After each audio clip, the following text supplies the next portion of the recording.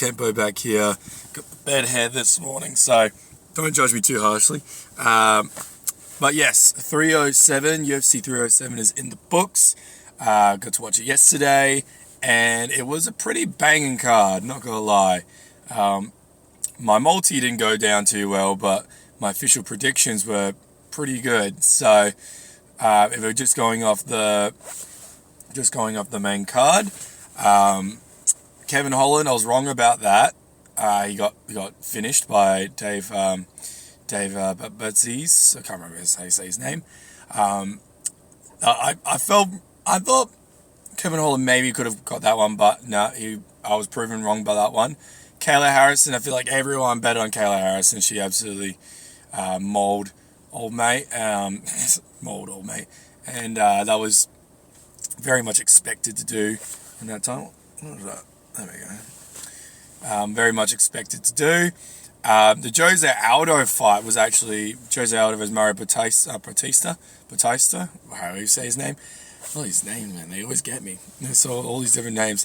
But Jose Aldo looked like he was turning back the clock a little bit.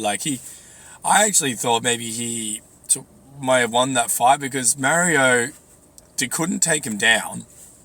And every time he had him against the fence, he wasn't doing much with it. And I actually do think Aldo was landing the better shots. I predicted Mario to win, and he did win in split decision.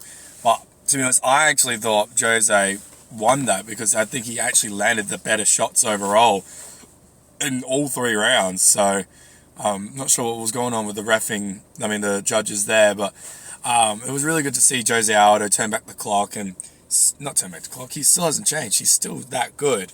But for a man his age and his size, going down a weight class what he was at for a long time, it's so good to see that he still keeps up with the top ranked dudes. But anyways, Mario won, good on him. And that's that one. And then the co-main event, Juliana Pena and Raquel Pennington.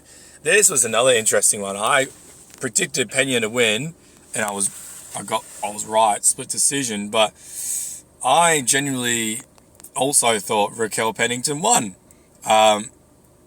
It was probably 2-2 going into the 5th, and I do think Raquel pushed the action in the 5th round, so I thought she won the last round as well, giving her 3 rounds to 2, and she dropped Pena in the 4th.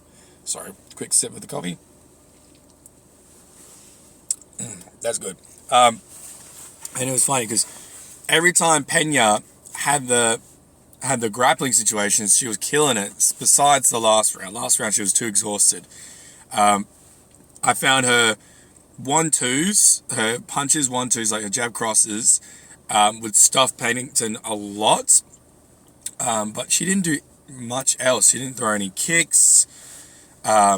She would throw a hook every now and then, but it was too much of a looping hook that Raquel would see it from a mile away. So they're not one of those lands. So her real damaging punches were the 1-2s.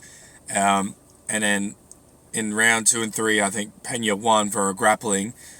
Raquel, the commentary did say this, and it was actually very obvious that Pena was leaning a lot on a front leg, and it was leaving openings for leg kicks for Pennington. If Pennington just kept throwing leg kicks, by God, she would have won that a lot more easily.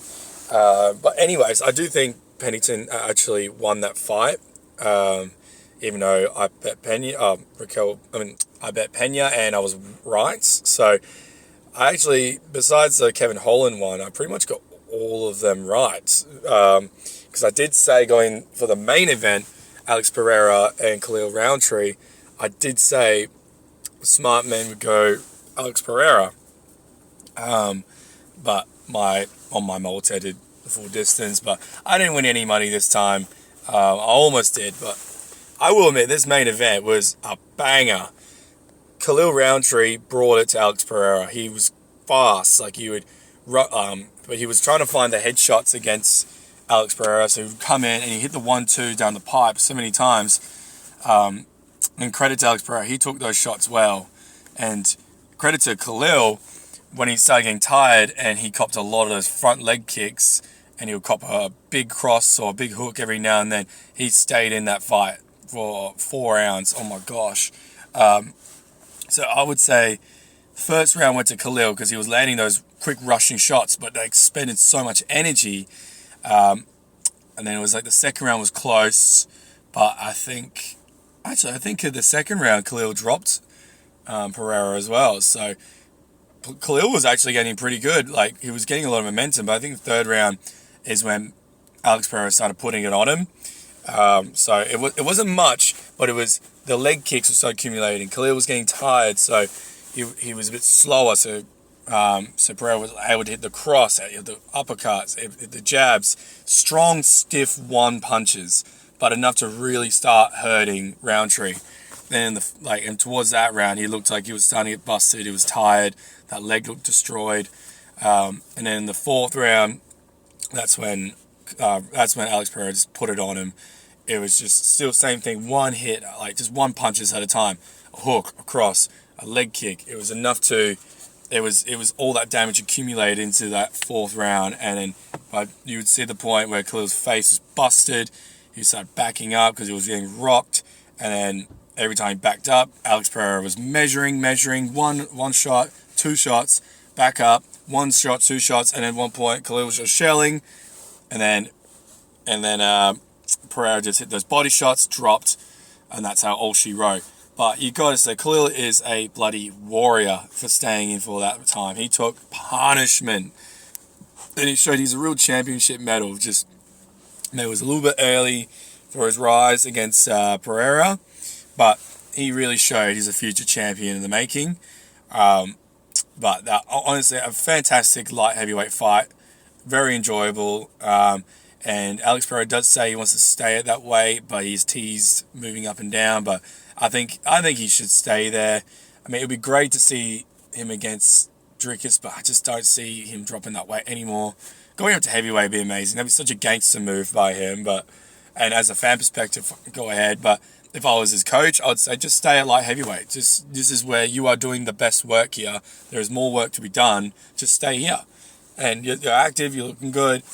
Oh, and then third title defense. My God, like, this guy is stupidly active and insanely good. But yeah, 307 was a great card.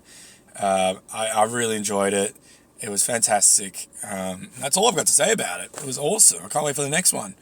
Anyways, as always, guys, thank you as always. I'll check you out in the next one.